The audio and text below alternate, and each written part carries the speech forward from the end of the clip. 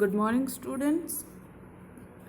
Today we are going to do the revision work of our previously studied chapter, that is the living world. So I welcome all of you after the holidays.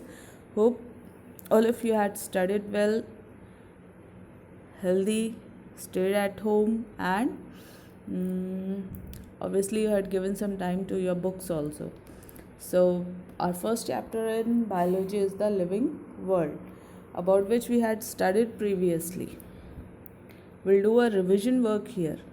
Living world or living form or object is one that possesses the characteristics of life. Okay, so characteristics of life are growth, reproduction, metabolism, cellular organization, consciousness, and body organization. Okay, so these are the major characteristics of living organism.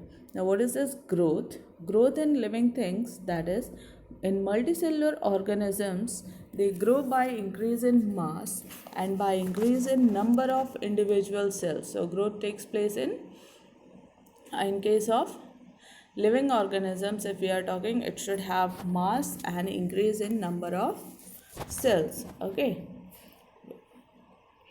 whereas in case of asexual or unicellular organisms, growth means increase in mass. Okay, now second one is the reproduction is the process of producing offsprings, okay, which possesses features similar to those of parents. Okay, these are having the features which are similar to their parents. It takes place by two modes, asexual and sexual reproduction.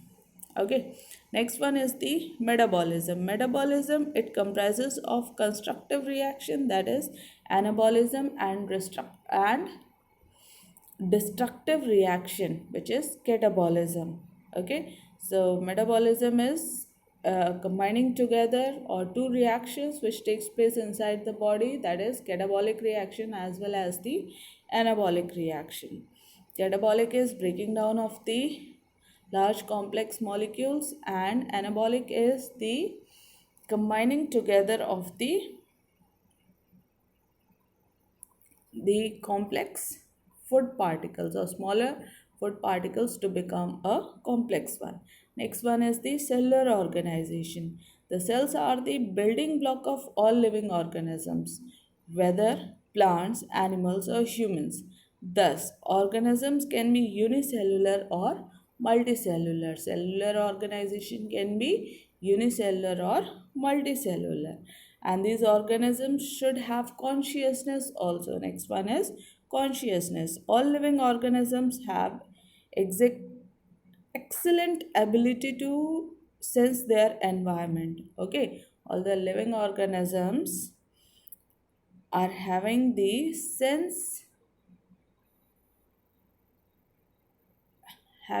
ability to sense the environment. They respond to various physical, chemical, and biological stimuli. Okay, humans are the only organisms who have an additional ability of self consciousness. So, consciousness are seen only in the higher organisms.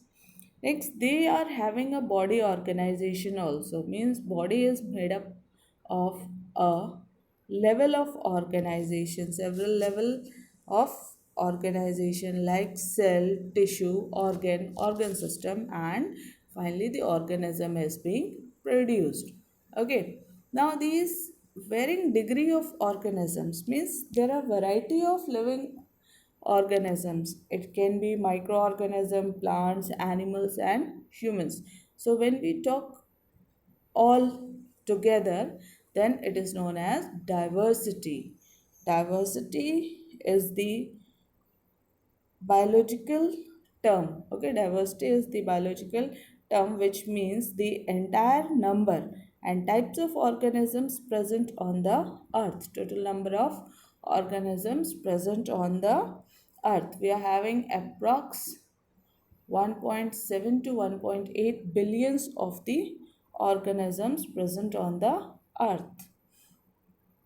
Okay, Now when we are having the biodiversity, then we have to uh, identify them also. And for identification, we are having one terminology which is known as systematics. Okay, and this word systematics is derived from the Latin word. Okay, it is a Latin word which means systema. It means systema,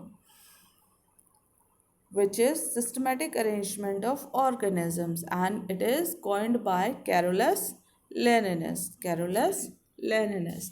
Now, for systematic arrangement, we need to identify the organisms, and how we can identify? We can identify by seeing their morphology, means external appearance, and anatomy, means internal appearance. So these are the characters which are examined for identification. Okay, after identification we will classify the organisms. Now what is classification?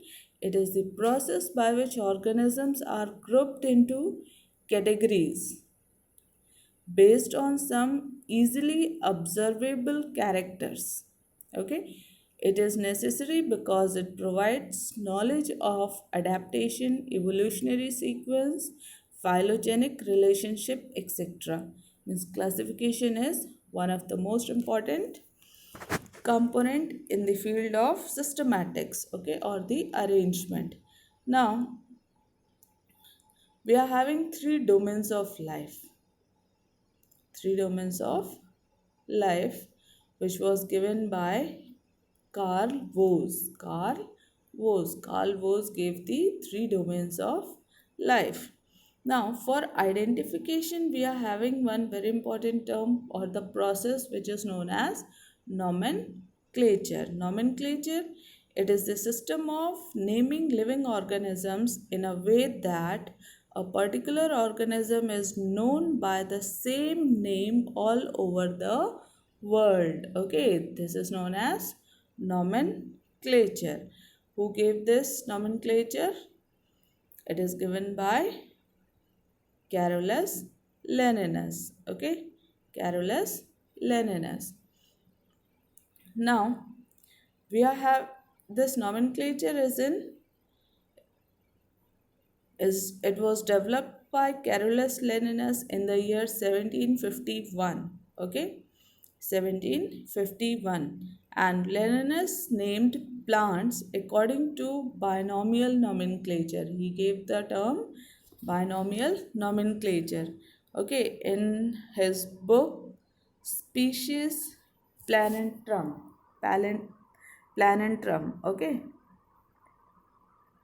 Now, this system binomial nomenclature provides distinct and appropriate name to organisms, and each name consists of two components. These are the first name is the generic name or the genus, and the second name is specific epithet or the species.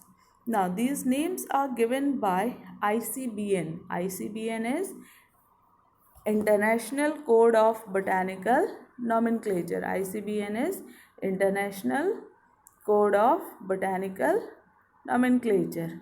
This is International Code of Botanical Nomenclature. Okay, for the plants, whereas for animals it is International Code of Zoological Nomenclature, ICBN and ICZN. Okay, ICBN and ICZN. ZN for Zoological Nomenclature and ICBN is Botanical Nomenclature. Okay, now this nomenclature comes under a special branch of science which is known as taxonomy. Okay, so taxonomy, it is the science of identification, classification and nomenclature.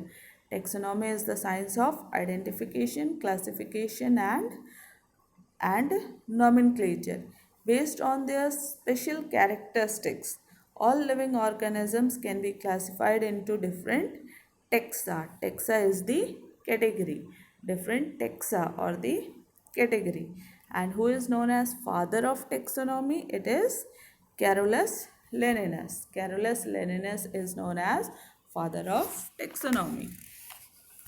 Okay, now when we are going to classify the organism, okay, classify means when we are going to give a specific name to the organism, it is not a single step. Okay, it involves hierarchy of steps in which each step represents a rank or the category. Now these categories are the since we are having two different types of organisms, one is the plant, another one is the animal. Now we are having two different. Okay, so these categories, taxonomic categories for plant is kingdom, division, class, order, family, genus, and species. Okay, it is kingdom, division, class, order, family, genus, and the last one is the species. And for animals, it is kingdom, phylum, class, order, family, genus, and the last one is species. Okay,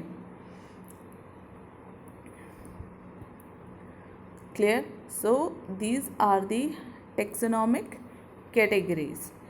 You can remember this by a simple mnemonics: keep your plate clean or family get sick. Okay, keep your plate clean or family get sick. For K, kingdom; P, phylum; C, class; O, order; F, family; G, genus; S, species. Okay, so these are the characteristics of taxonomic categories. In this, kingdom is the largest category,